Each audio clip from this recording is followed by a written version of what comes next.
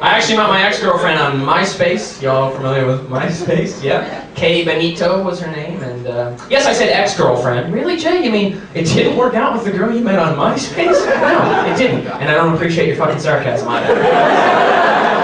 But here's the thing, with the whole dating on the internet, I actually like the idea, and here's why, okay? She lives in Toronto, I live in Los Angeles. I would never have seen her, we would never have met, okay? She checks out my profile on MySpace, she likes my clips, she's like, hey, you're really funny, right? So I look at her profile, she's really cool, look at her pictures, she's smoking hot, you know, she's like long brown hair, green eyes, little body, you know, little tiny boobs. What do my kid rock? I don't give a shit, you know, so, whatever. You know, I want pillows, I go to Bed Bath & Beyond, I don't care. So anyway, we email back and forth, it goes great, right? So we move up to MSN, otherwise known as Second Base for Losers. This is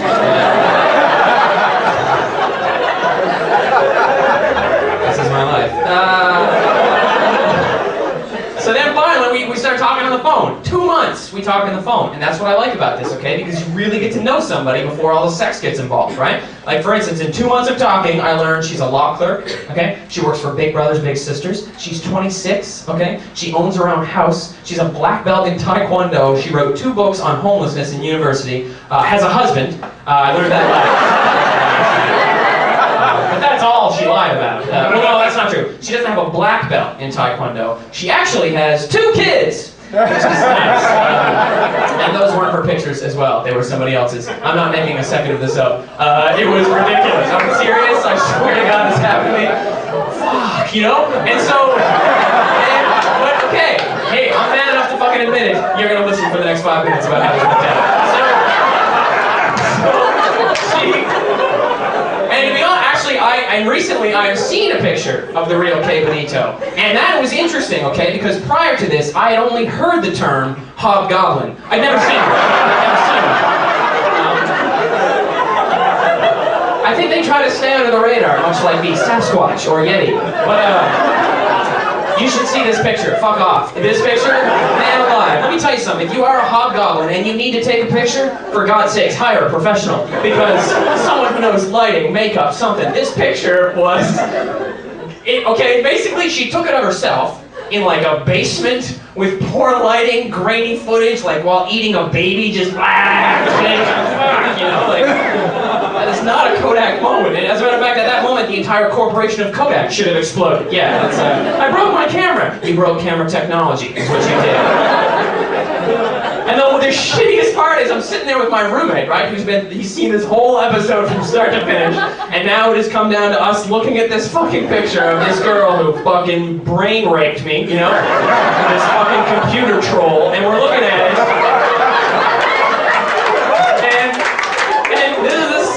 This is the sick part, okay?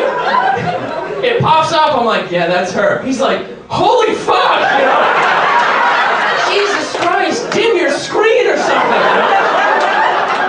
And I'm like, I fucking loved her, man. Maybe we could get one of the humps removed, you know? You still want to make it happen.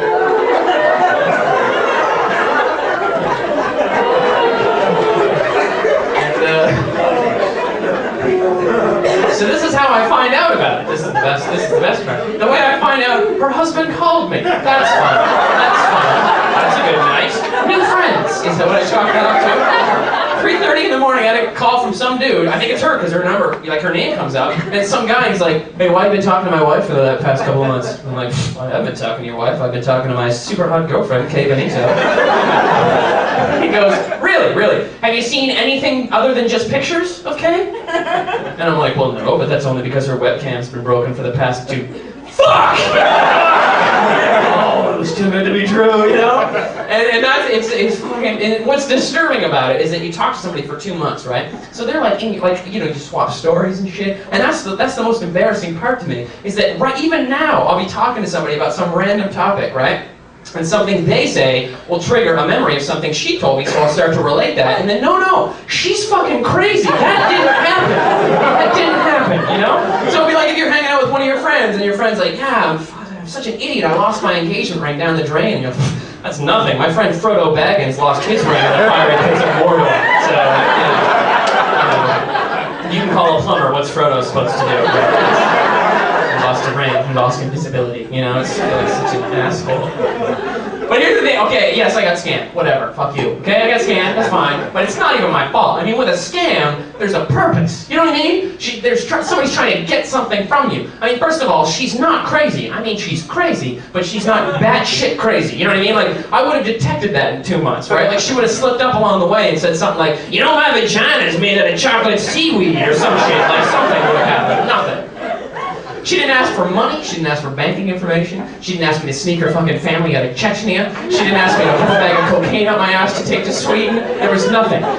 And not only her, right? She had a network of MySpace profiles that were all her, with like individuals with backstories and pictures. She's simultaneously like 7 different people, okay? And I'm thinking, why are you fucking with me? Why are you not working for the CIA?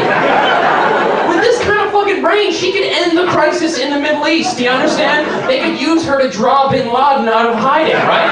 She could just go online and make the fucking idiot fall in love with her, you know? And then just say, like, hey, let's meet at a coffee shop. And then the feds will be dragging him out of the coffee shop, you know? And he's like, no, I've yet to see my girlfriend Kay Benito. Bullshit, no, I've never seen her pictures. Her webcam has been broken for 2 months. Fuck's it up.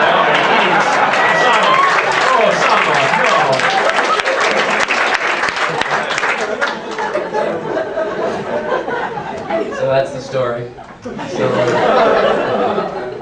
Anyway, I think it may have to end between us in a fight to the death. It's to the point now. She keeps fucking emailing me, claiming to be this chick, and now it's just insulting, you know? If she just let it go, I would have been fine with it. But now, fuck, the rage. My rage is such that if I see her, I will slap the fucking baby right out of her gaping, toothless mouth. Do you understand what I'm saying? I will simply attack. It will be a fight to the... You'll see it on the news. It'll be like, comedian Jay Malone was attacked in the street today by what was previously believed to be a mythological creature, the Hobgoblin. The bent, twisted, deformed, laptop-toting ogress descended upon Jay while screaming jihad, a term popularized by her present incarcerated boyfriend, Osama bin Laden. Jay valiantly defended himself, but was soon overcome by the ferocity of the beast and was stabbed 72 times with his own tripod shank. He's survived by a few decent jokes and a new girlfriend he met on Facebook.